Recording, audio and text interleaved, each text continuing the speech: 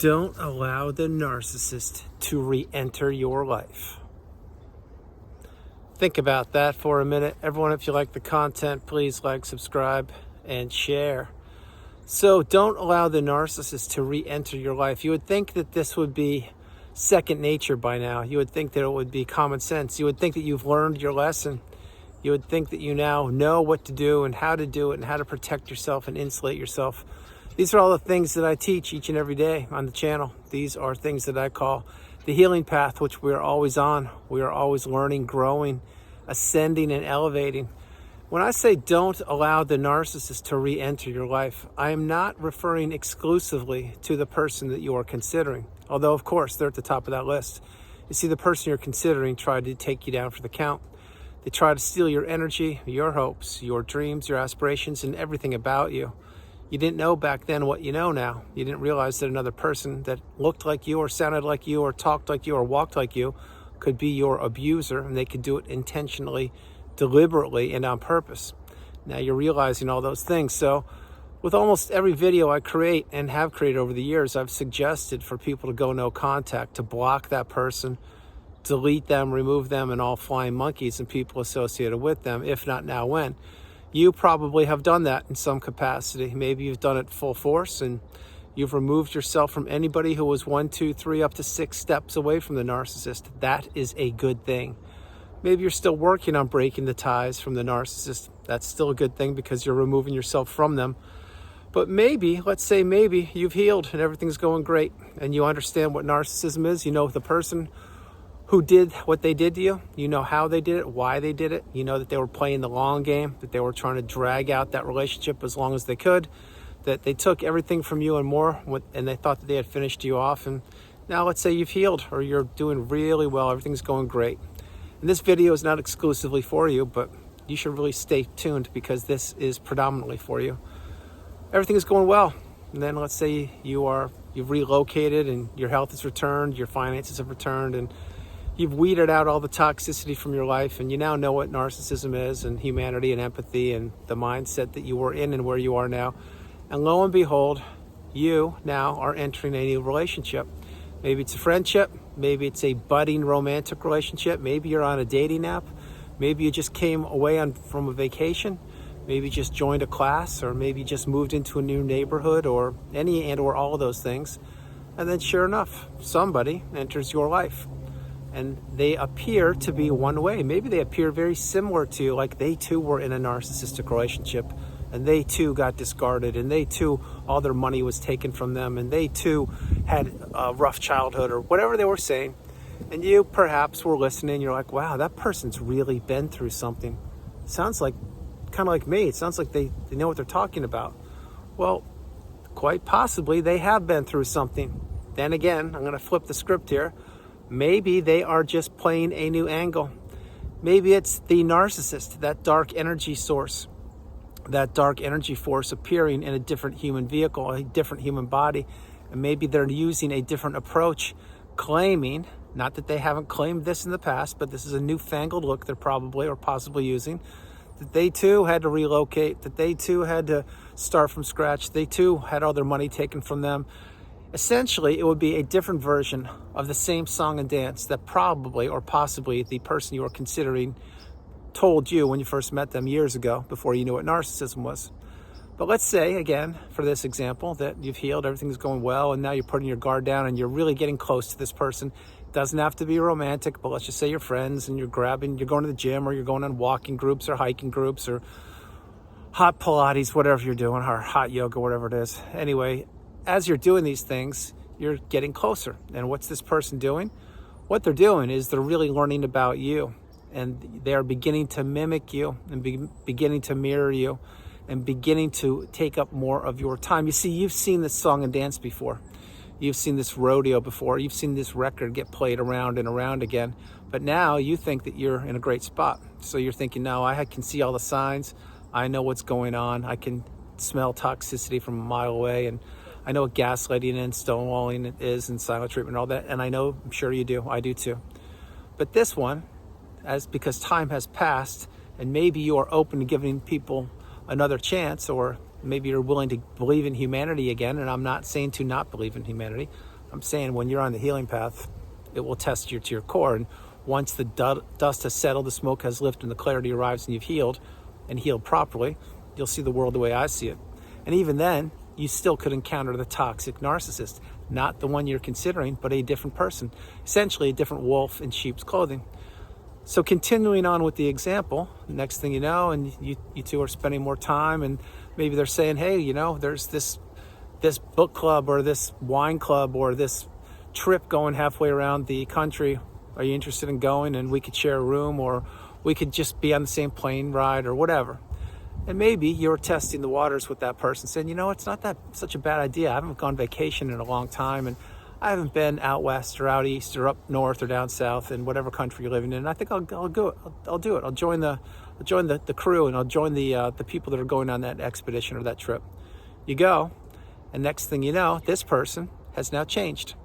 They flipped everything on you. Maybe not immediately, but you saw some cracks in the armor on the airplane ride, and you saw some cracks in the armor when they were checking in, and you saw some cracks in the armor on how they were behaving. You see, now they weren't in the same environment as you were. Let's say that they were on a walking club or a hiking club. Well, they were one way there because they were using the illusion. They were using the mask, and they were trying their best to see if you would take a bite of the forbidden fruit. This is not the same narcissist that almost took you down for the count. I'm talking it's the same dark energy in a different human vehicle, a different body. And now you're on this vacation trip, as an example is illustrating, and this person is now showing you more and more who they are. And let's say that you did room together, hypothetically. By the way, if you have the money to get your own room, get your own room. And really, please vet people before you spend any time with them, because everybody, and I mean everybody, shows themselves, everybody reveals themselves in time. But let's say you shared a room with this person because you've been friends for quite a long time, and here we go. Well, now what are they doing? Now they're sleep depriving you, or they're on their phone till 2 o'clock in the morning, or they're claiming that they can't fall asleep, they're yawning, or they're watching TV, or they're making noise, or they're cooking, or they are making a disturbance in the room. And this is only night one. Then rolls into night 2, night 3, night 4. You're on a 14-day trip there, 10 or 14 days, and now you're like, oh my gosh, what did I get myself into? By the end of the trip, you're not talking to that person. You can't believe you fell for it again. Now, this is only an example. And let's say it's a 10 to 2-week vacation. Allegedly, you're supposed to be going on, or a trip, or some learning experience you went on. Well, what just happened? I'll tell you what happened. The toxic dark energy force tried to re-enter your life. Not the same way the narcissist entered your life, but this person, using this example, and it's the last time I'll say that for this video, they had you isolated in a different part of the country. They had you isolated in that room, or you guys were sharing a room or lodging, and they had you isolated for 10 to 14 days. And they didn't care if that relationship that you were budding or growing with them lasted a day longer than it lasted or not. What they knew was that they were fooling you. They were manipulating you. They were ruining your time. They blew up that relationship. They blew up that experience. And you would be on that plane ride going home, or flight going home, probably on a totally different flight, or changing your seat, swearing to yourself in your mind, I can't believe I fell for this again. How did I not see the signs? I thought I knew everything. This person appeared to be so put together. They appeared to know the same things that I knew. They appeared to have the same experiences as I did, but yet they turned out to be a toxic parasite, i.e. the narcissist. Well, what happened there? I will tell you exactly what happened. What happened is the narcissist is fine-tuning their skill set, not just the one you're considering, but all the toxic people all over the globe. They are now flipping their game now more and more to the victim card. They are now claiming that the person that they abused is the narcissist. This is happening more and more and more. They are now dragging out the legal system more and more and more, saying that their spouse or their partner, which was you and it was me, was the guilty one. Didn't raise the kids properly, didn't spend any money, didn't spend any time, didn't help the kids study, didn't pay tuition, didn't do anything. Hid all the assets, hid all the money, wasn't emotionally available, withheld intimacy, counter-parented. Now, see, what the narcissist is doing is they're watching what we, the empaths, or the people that were abused and taken advantage of, they're watching how we heal, and they're watching how we are getting stronger. The collective consciousness of the empath and of the person who was caught up in the narcissistic abusive cycle, and I'm one of them and so are you, how we are elevating and ascending and growing. And because the narcissist is behind the 8 ball now, where usually they have the advantage, let me rephrase that. In the past, they had an insurmountable advantage, and now they're behind the 8 ball. And for those of you who don't know what that expression means, is now they're being backed up into a corner. They can't use the same techniques that they used to use. They still use them on people that don't know, and unsuspecting and vulnerable and naive people. But on people that have been in the cycle or can read the signs or can see what's happening in real time, they can't fool us the way they used to. So you may say, well, that sounds great, and I believe that. Well, I'll tell you right now, it's true. But second of all, then what about the illustration, the example you shared? Then how did that person get fooled and manipulated? That person got fooled and manipulated because they put their guard down. They did not go slower. They did not realize that their energy is meant for themselves. They did not realize that not everything appears not everything is how it appears to be on the planet. They didn't realize that, yes, there's still work to be done for them. And they didn't realize that the narcissist is still everywhere. The narcissist will approach you throughout your whole life. They've approached you since you were a little kid, all the way up into and including probably today in some capacity. The difference between you now and before you knew what narcissism was before you knew what narcissism was, you had no idea that people were actually predators. You didn't know that people were looking to steal other people's energy and time and mindset and purpose and focus and direction and relationships and health and everything else. Now you know that. So you may ask the billion-dollar question, well then, yeah, I'm one of the people that was taken advantage of and abused and manipulated. I was in the narcissistic abusive cycle for years. I'm out, and now I'm trying to figure out how to trust again, how to get back out there and maybe start dating, or how to just enjoy communities or hobby groups, etc. How do I do that? Well, you do it the same way I've been talking about for years on the channel. You need to go slow. You need to go patiently, methodically. You need to trust your instincts and trust your intuition. You need to not listen to somebody's words exclusively. Rather, you need to watch their actions or lack thereof and see if they match up. Because the narcissist or a toxic person, they will talk out of both sides of their mouth. They will claim that they're the victim. They will claim that their spouse or their ex-spouse is the narcissist. They will claim that they were done so wrong and that how they were taken advantage of and everything. Well, that's because they know what to say to people, because they're the people that did the damage to the people that they're claiming did the damage to them. The whole message here is the narcissist is still everywhere, and they will continue to approach you from different angles. They will be tall, they will be short, they will be thin, they will be a little chubby, they will speak your language or different languages. They will be in communities, hobby groups, in your neighborhood, in traffic, on planes, on vacations, on trips, on walking, hiking groups. They will be in book clubs, in wine clubs, and everything in between.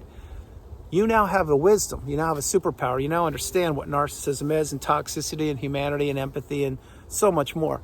What you need to do is you need to understand, using the example I shared with you, that when you go through life slowly, and you're patient, and you process things, and you wrap your head around that, you need to protect yourself. You need to maintain your boundaries. And you need to understand that not only are you the priority, that you come first, second, and third, but that the narcissist will still, and I mean still, try to sell you a bill of goods. Not the person you are considering. I'm saying new people that haven't met you yet. New people that don't even know that you know what narcissism is. New people that think that you're not wise. New people who don't even know that you were in the cycle and you made it out and you had to put yourself back together. These people still look at other people. I'm talking about the narcissists and toxic people. They still look at people as opportunities. They still look at people as weak, as naive, as trusting, as vulnerable, and that they can take advantage of these people. And the people that are taken advantage of, I'm referring to you or myself. Well, we will not be taken advantage of any longer because we understand what boundaries are, how to maintain them, what toxicity is, how to stay away from it, what empathy is, and that we have it, but very few other people have it, and that our time is priceless. So is our energy, so is our mindset, so is our clarity, and so is our direction. So before I close the video, I'll just share this with you. Don't allow the narcissist to re-enter your life. I am not referring to the person you were in the relationship with. You already know that that person never, and I mean never, had your best interest at heart. They never did one thing to help you out. You may have thought, oh no, they did. We had kids together. or they did, we built a business together. Well, that may be great, and maybe you do have kids, and maybe you did build a business. I understand it, but think about all the time they hung up the phone on you, all the time they claimed they didn't understand you. I don't understand what you're talking about. What do you mean? Or all the times that they would walk 50 feet in front of you, all the times they would cheat on you, lie to you, steal from you, triangulate you, gaslight you, verbally abuse you, emotionally abuse you, financially abuse you, withhold intimacy, counterparent, not co-parent, claim that you were the bad person, instill the smear campaign, all those things. That's still what the narcissist did.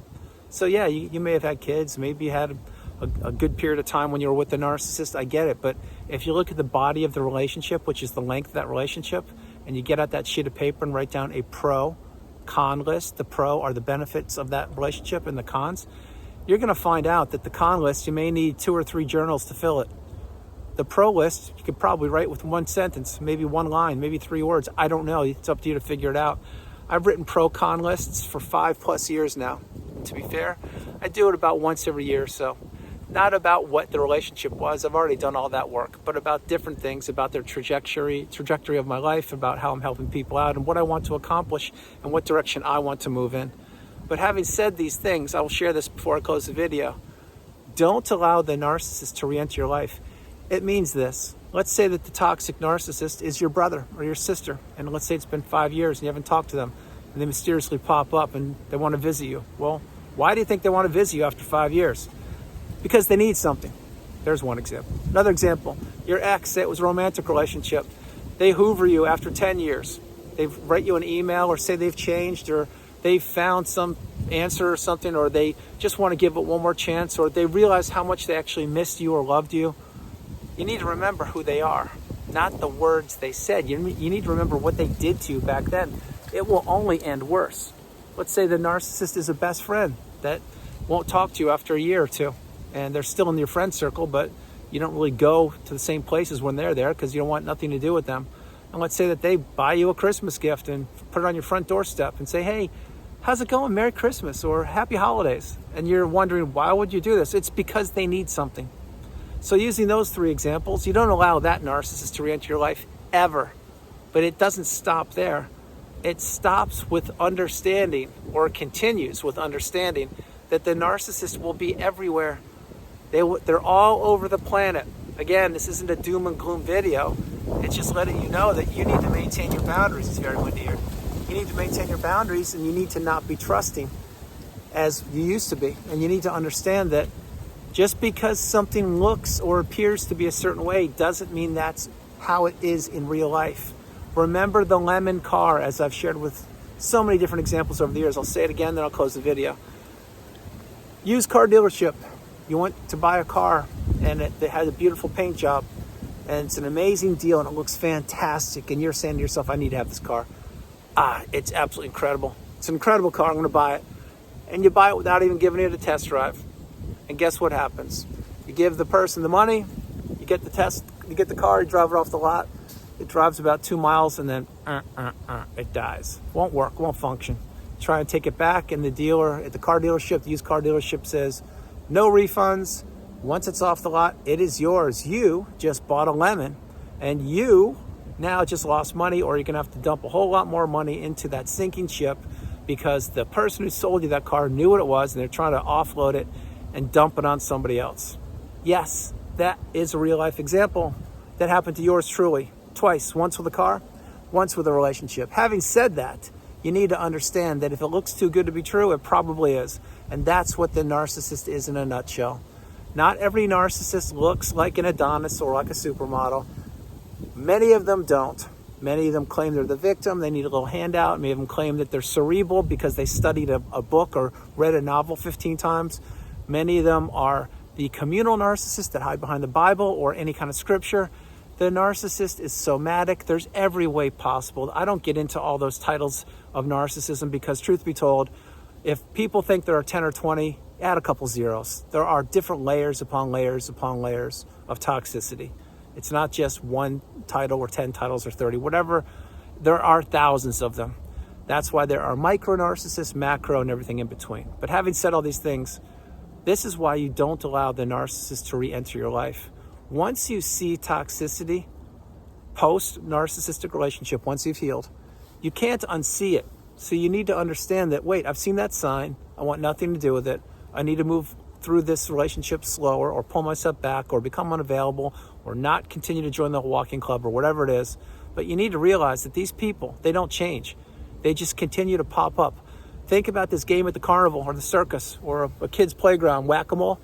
You get the thing and you whack them all down. Another one pops up, you whack that one, the two more pop. There's your narcissist right there. They're everywhere. Again, not a doom and gloom video, but this is why you need to maintain your boundaries and understand that not everything is how it appears to be, and that everybody, and I mean everybody, reveals themselves in time.